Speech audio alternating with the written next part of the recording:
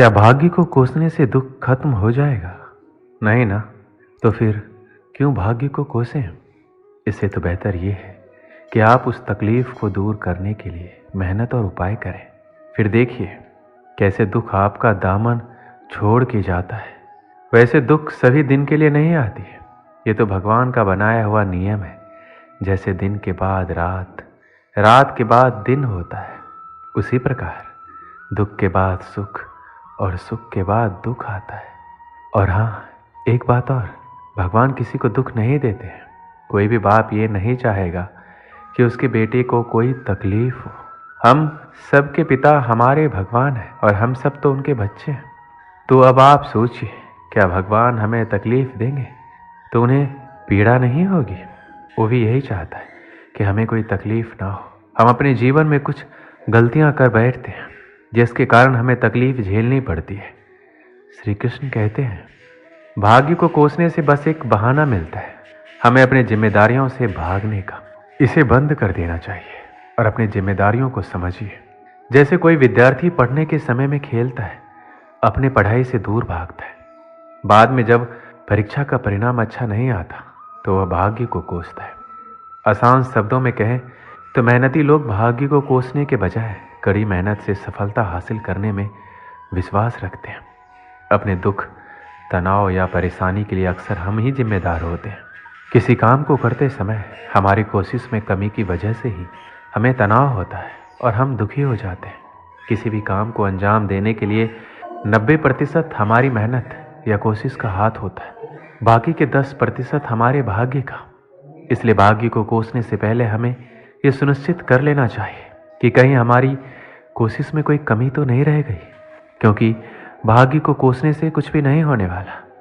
उल्टा आपकी जो उस परेशानी को दूर करने की क्षमता है वो भी घट जाएगी, क्योंकि आपका दिमाग उस परेशानी का हल ढूंढने के बजाय अपनी किस्मत को कोसने में ही लगा रहेगा। और वास्तव में जो समस्या वास्तव में उतनी बड़ी नहीं है जिसका हल आप प्रयास करके निकाल सकते हैं, वह आपको असंभव सी प्रतीत होने लगेगी। अगर आज आप मेहनत कर रहे हो तो ऊंचाई पर चढ़ रहे हो, तो शायद भाग्य सुनहरा कलम से लिखा जा रहा है। लेकिन कल अगर अच्छा चल रहा है और ये सोचकर कर्म करना छोड़ दिया, हो सकता है भाग्य के कलम से ही स्याही खत्म हो ही जाए या फिर कलम ही टूट जाए। ये वो स्थिति है जब इंसान अपने आप को बहुत ही असहज महसूस करता है। और समस्या कोई भी हो सकती है, मगर इससे उबरना जरूरी है। अगर जब भी कभी ऐसी स्थिति का निर्माण हो तो हमें अपने रिश्तेदारों या मित्रों की सहायता लेनी चाहिए।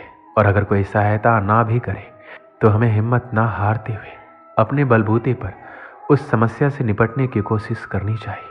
सबसे ज़्यादा तनावपूर्ण और परेशानी वाला जीवन एक ईमानदार आदमी भोगता है।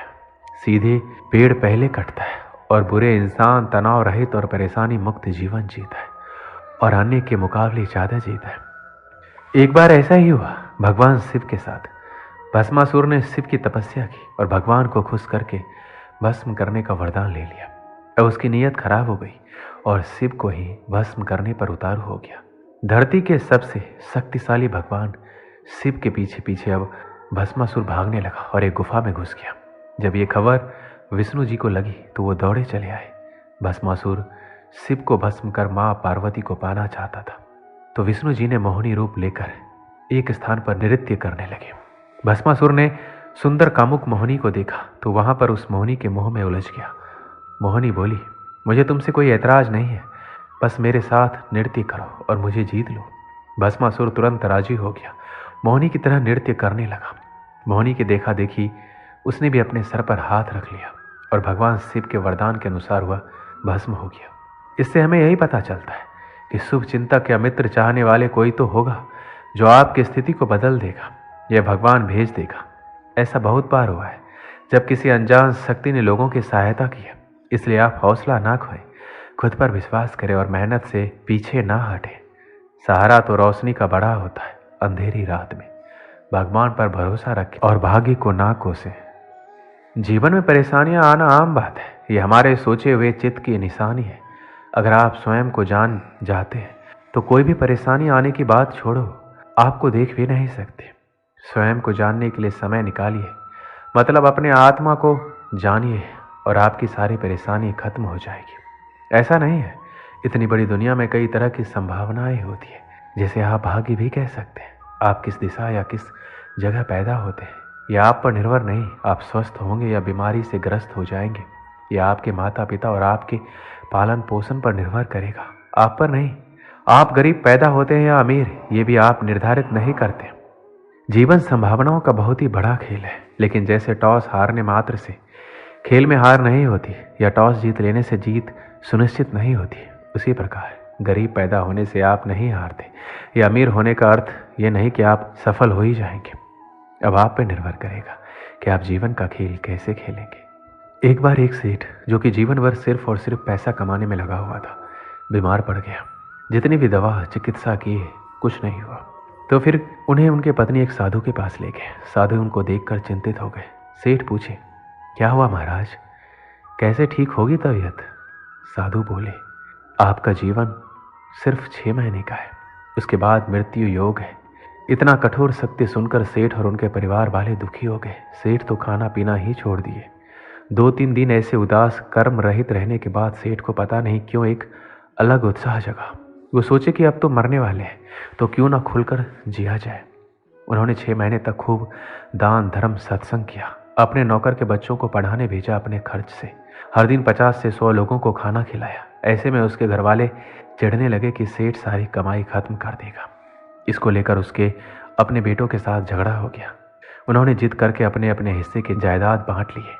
सेठ को तभी पता चला कि जिंदगी भर इतना मेहनत प्रपंच शादी करके जो पैसा वो कमाया था, उसके दुख में वही पैसा उसको सबसे अलग कर दिया। उसका मोह भंग हो गया। वो और आग्रह करके धर्म किया, नए नए पेड़ लगाए, गौ सेवा किया। लोग भी उसे चंद महीनों में ही कंजूस सेठ से दयालु सेठ बुलाने लग गए। अब और 15 दिन बाकी था उसके मौत का। सेठ अपना बचा हुआ घर और थोड़ी जमीन बीवी के नाम लिख दिया। 10 ब्राह्मण बुलाया, उन्हें खाना दिया और संन्यास ले लिया। सन्यासी बन सेठ गली गली घूमकर भगवान का नाम जपने लगा, मंदिरों में सोने लगा। अब उसे मृत्यु का भय भी नहीं था। वो उल्टा मरते हुए कैसे भगवान का नाम जपे, इसलिए सोना भी छोड़ दिया और नाम जाप करने लगा। आखिर में मृत्यु का दिन आया। सुबह ही सेठ नहा धोकर तपस्या में बैठ गया नदी किनारे। 1 दिन गया, 2 दिन गया, 3 दिन गया, मृत्यु नहीं हुई। सेठ रोज सोचता, आज शायद मृत्यु होगा, लेकिन होता ही नहीं। आखिर में ऐसा करके जब 5 दिन हो गए, सेठ मुश्किल से चलकर थोड़ा अनाज भीख मांगने गया। रास्ते में वह साधु महाराज मिले और उसकी मृत्यु के बारे में बोले, जो उसकी मृत्यु के बारे में बताया था। उसने साधु से पूछा, आप तो बोले थे हमारा मृत्यु होने वाला है, अभी हम मौत का इंतजार कर रहे हैं लेकिन आ नहीं रही है। साधु सेठ से कहा, आप बताओ, इस 6 महीने में अपनी मौत को लेकर कितना डरे हो? सेठ ने कहा, पहले कुछ दिन को छोड़कर कभी नहीं, अभी तो गले लगाकर बैठा हूं। साधु पूछे, इतने दिनों में तबीयत कैसा है? सेठ को तभी एहसास हुआ, आजकल ना उसका तबीयत खराब रहता है, ना ही मानसिक रूप से तनाव में है। अब सेठ को समझ में आया कि उसकी बीमारी उसके शरीर से अधिक उसके मानसिकता से जुड़े थी, जिसको उसके कर्मों ने कुचल कर रखा था।